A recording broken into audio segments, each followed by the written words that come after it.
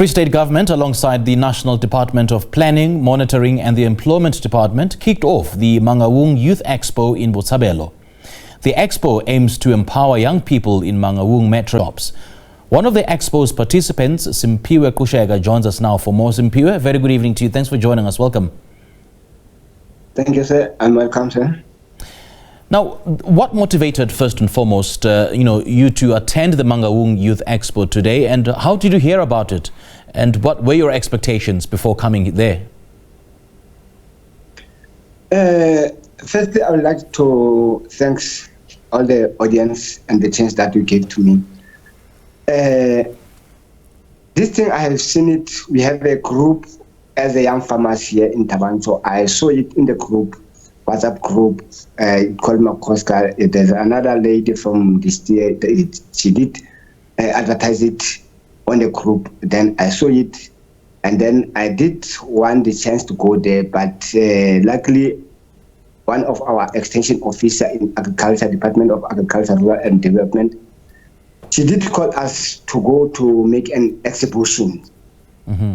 And then we did go to exhibitions because of, I'm a young farmer. I'm farming with my wife.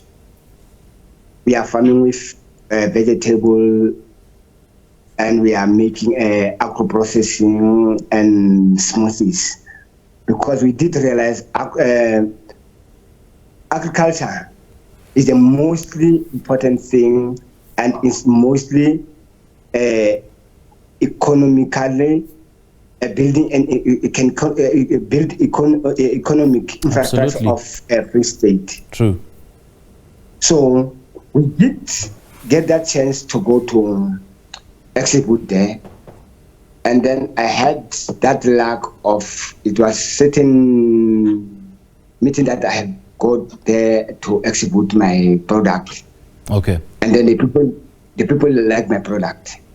Now, Simphiwe, did you find the information or the opportunities that were presented there relevant to your personal or career development needs? Actually, I can say I did find the opportunity, but I don't want to put my hope on those opportunities, because our leaders, they can just promise and then they can fail to deliver. Mm. So that's our problem. So I don't want to base my hope on our leaders. I'll just push as I did, because the agriculture is something that it is in my heart. It is in my veins. Okay. Yes. And have you had the chance perhaps to connect with any companies, government departments or organizations that could assist you after this expo? Yes, I did hear about the government facility that they can help me. I did hear about this SIFTA and IDC. Okay. Because I did go there in before, so I just took it easily, so I wouldn't go there. Okay. Because I had been there in before. Okay. Now, in your opinion, what other opportunities or support do young people need, beyond what the expo offers?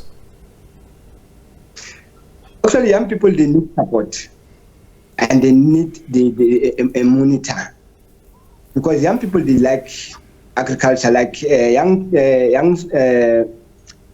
school children. They did come to us and ask us about agricultural sector. I did explain, and my wife we did explain everything about agriculture sector, and they show that they have that interest on agriculture sector.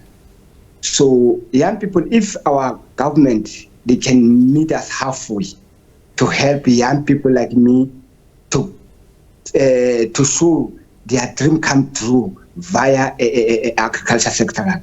Okay. It's the most important thing.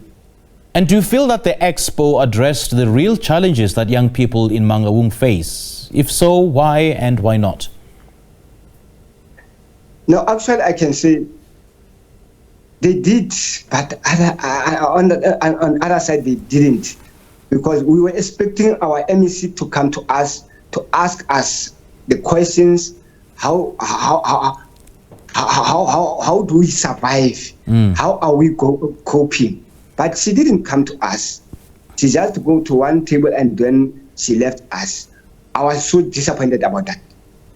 I'm sorry to say, I was so disappointed about that. Okay. But actually, some of officials, they were there. They did come to us and they encouraged us. That is why I'm saying I wouldn't put my hopes on that people, because most of the time you can show them your product and then they can say, okay, we will help you.